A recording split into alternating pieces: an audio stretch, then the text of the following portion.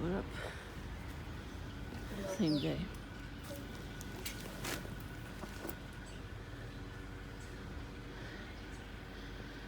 Whew. You saw how my video got cut off all the time. Well, my car service, it cut me off this time. Yeah, before. I almost filmed it in Dunkin' again. The young kid, he's homeless. He didn't scream like the other time. And he didn't talk to himself. There was somebody in there, I want to pretend. When he came in, the other guy with fingernail polish on.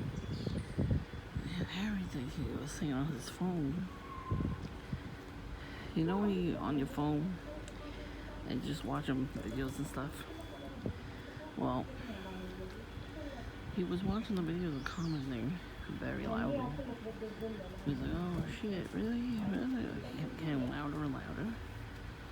So I'm like, oh my god. It's like nobody teaches this generation about indoor voice. Because he was very obnoxiously loud. And that guy turned around a couple times, the homeless kid. I thought he was going to say something to him, but he didn't. But then there was a lot of families thinking, he usually is like waiting for me there. This time he didn't. He was just like, he came in after me. And when I got there was a lot of people who came walking in with their military collars on. And then like looking at me smiling, like, yeah, I wonder who you're here for. A lot of people wearing red and black walking past my house. They're not doing anything, so I'm not posting it. And there was a red car parked right here in front. He just pulled up, he was very loud.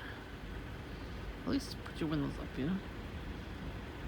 I don't have a car, so I don't know about that, and call stuff.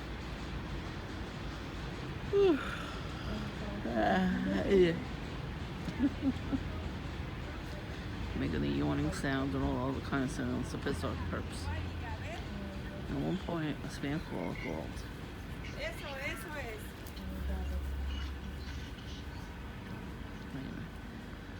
Spam call called earlier.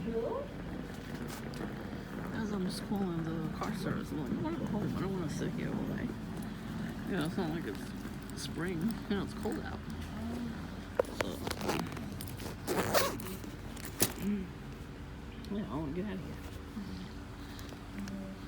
Especially if the appointment's very quick. My doctor was very quick. I think it was like the first appointment, so.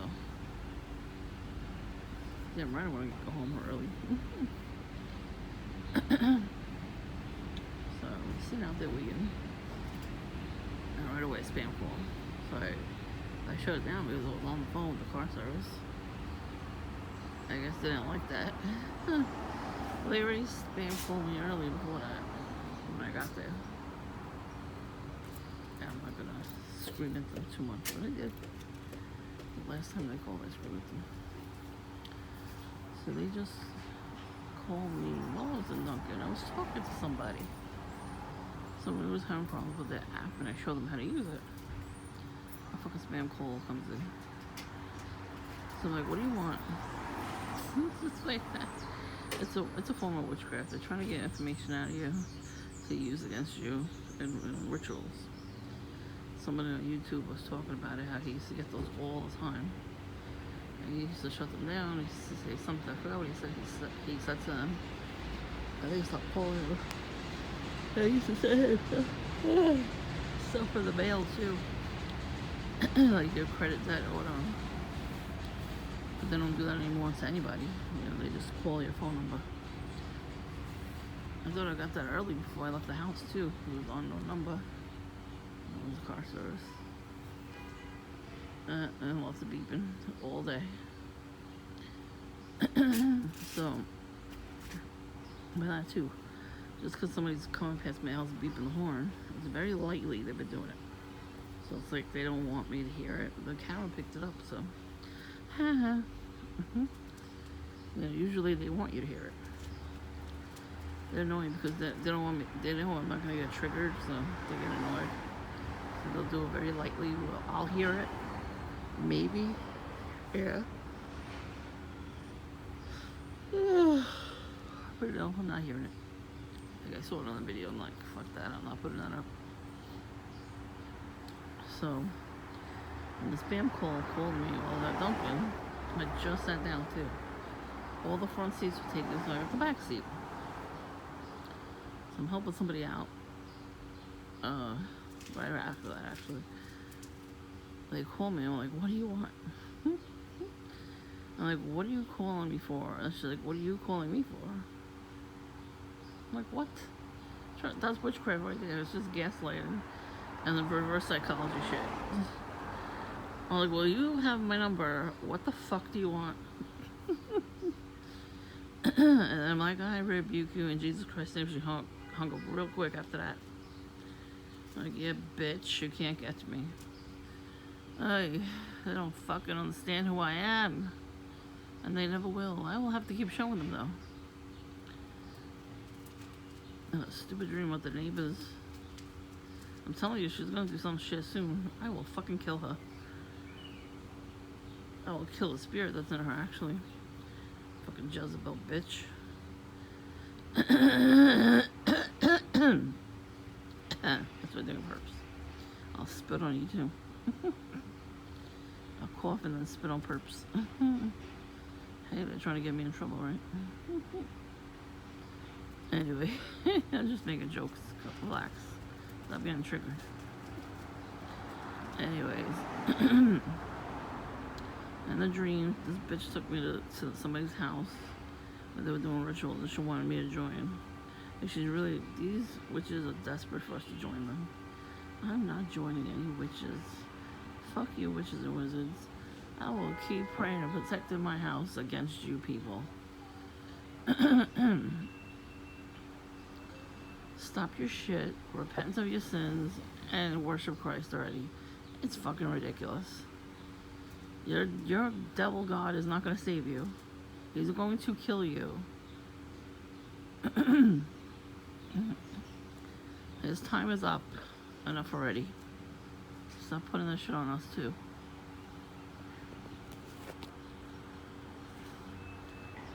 So anyways, when this kid was talking to himself very loudly at Dunkin', I was looking over at the homeless kid, and he looked like he was getting agitated too. So like, oh god, he's gonna scream at him. I was waiting for it, but it didn't happen. You know what's gonna happen one day though. And usually the homeless kid sits there, and he's already waiting for me there.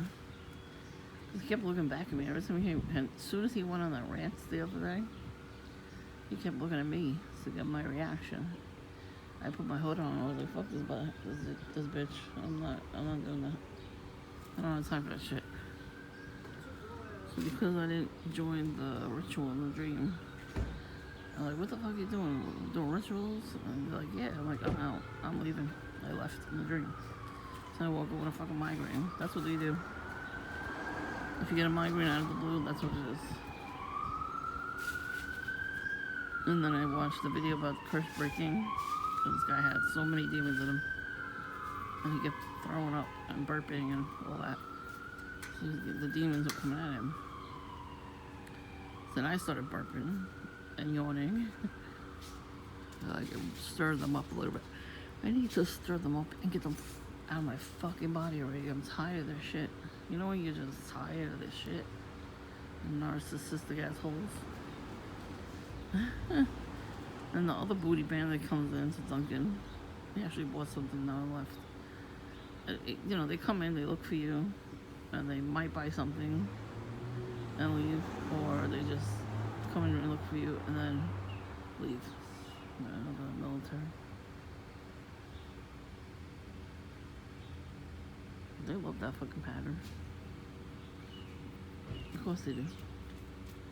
Because, you know, there's no other pattern on planet Earth they could wear right now. Well, the other drugged up guy used to come up to the other doctor. He would wear plaid, red and black, with black pants and a black and red hat and black and red shoes. He had Nike on. But every day, I would sit down, nice, comfortable in the window seat, and whether I saw somebody I knew or not, I would sit there. And I would just have my coffee or a regular drink or whatever, something to eat, maybe just a donut, I don't know. As soon as I sat my ass down, he would come walking up to Duncan, sit down in front, talk to himself the whole time, keep looking up at me to get my reaction. And then one day he came over, took his shirt off, and I just lied down on the street, on the sidewalk. I'm like, what the fuck? He needed Jesus and rehab. And the funny thing was, like, when I went to my therapist's office, in the waiting room, when you sign in, the lady that worked there, that was her brother. Because I was going to the store at the next block, and they had opened up a new deli, and then there was another, it's a vape shop now, but there was another deli.